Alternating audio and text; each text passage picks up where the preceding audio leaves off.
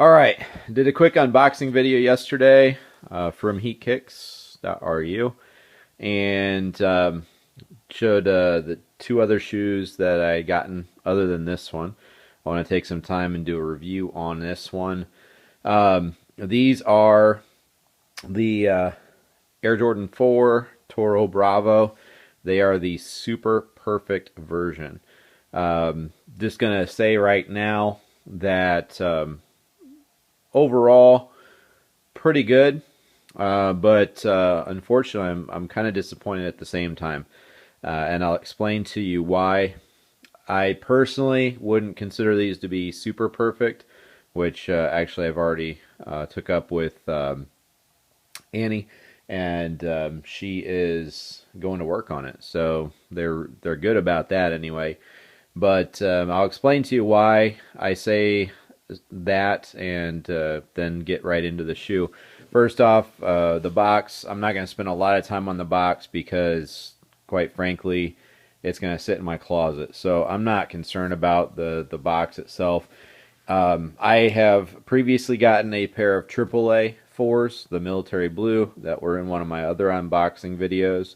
And this box is definitely much heavier, a much heavier box. It's got that pull on the end, and here's the label as well. Those have the pricing on the one end. The AAA box does not. And here are the shoes. I started to do this last night, but I wanted to do it in natural light because for some reason the lights in my kitchen, where I normally would have done the review, weren't really showing the true color of these shoes. So these are definitely a red color, just like the Toro Bravos. As I look over it, I can tell why they are better than a AAA quality. The things that I noticed on the AAA was the paintwork was a little bit sloppy, and this is extremely clean. Just to show you a close-up of it, extremely clean paintwork. The interior of the air bubble is that off-white like it's supposed to be. The soles, of course, really great pop-out stars and so on. Laces are right on. One thing I'm not real sure on, because I honestly haven't seen a pair of authentic 4s for a little bit yet, is the spacing here. If that is accurate spacing. From the pictures that I see online, it looks like it is, but without actually having a pair of authentic 4s to compare it to, it's hard to tell. The AAA 4s, the spacing is significantly shorter to the first lace. Here it's about, well, let's say almost to my second knuckle to the first lace. On the AAAs, it's about that distance, about one knuckle. So that's the difference. Another thing I noticed immediately that is definitely a difference from the AAAs is this tongue. The tongue on the AAAs is really rather flimsy. This feels completely different. It's like it feels more like a foam material, and they stand straight up, just the way that they're supposed to. The other thing that I have noticed about reps as well is that the heel plate is not as stiff. On the AAA 4s, there's a big difference as far as the stiffness in this heel plate. I think this one will wear better over time. You won't get the back lining bunching up underneath there and things like that. The lining material is better, much softer and smoother. The back Jumpman is not painted gray. It is actually, the plastic is actually gray. So overall, the leather isn't quite as supple. They're going for kind of that nubuck type feel and look to it. So it's not quite as soft leather as my AAAs, but there again, close enough. The side panel, as far as the mesh, looks pretty accurate. The laces are accurate. The tag,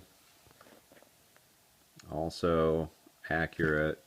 Now, to point out the part that I was not happy with, and that to me really brings the quality of the shoe down overall, why I wouldn't consider them to be super perfect, more like not even perfect, more like a little bit better than a AAA, is because of this, I guess you'd call it lace hanger on the sides. It's the same way on both sides of the shoe, or sorry, both the outside ones on both shoes. The inside one is pretty much where it should be.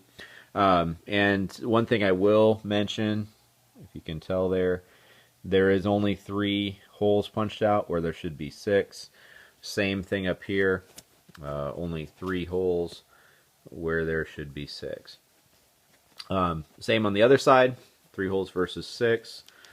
And where my issue comes in with these shoes is the way this lines up. You can see immediately this is way off from where it should be sitting. The geometry here looks correct. However, the geometry as far as the top of the shoe here is definitely off. Whether this was sewn in a little bit off, but to get it to line up, you have to push it forward, and it makes for a ripple in that, and you'll see how much it's got to stick out. It's got to stick out a fair amount to get it to line up. I'm going to take and look into trying to do a fix on this. If it works, great. I'll post the fix that I did. But that is the glaring issue. I mean, you're talking about a 1/4 inch off. The first hole of this actually lines up with the second hole up here. So that's a major flaw as far as I'm concerned. Everything else is good. And I'm really disappointed that one little thing, it's a huge issue, that one little thing can make such a mess of the rest of the shoe, really, in my mind, anyway. If they were AAAs, if they were listed as AAAs, then I would have been okay with it. I would have dealt with it.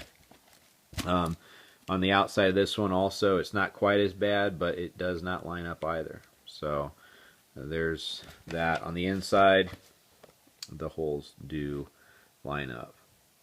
So that's the issue, guys. I will say that, unfortunately, I'm pretty disappointed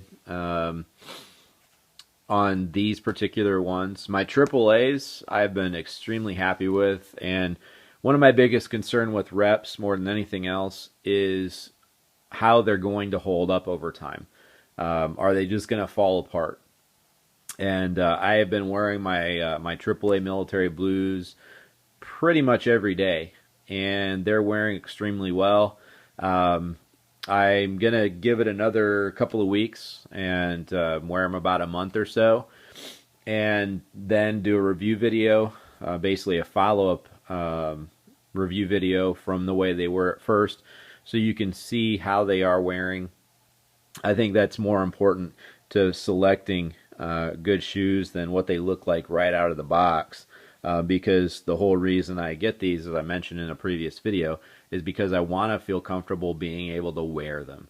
I don't want to spend $300-400 or more on a pair of Authentics and be ticked off if I get a scuff on them when I'm wearing them around. So that's the review video on this one, guys. These were actually on sale, and I am kind of curious. I don't know if I'll get necessarily a straight answer on it or not, but I'm kind of curious.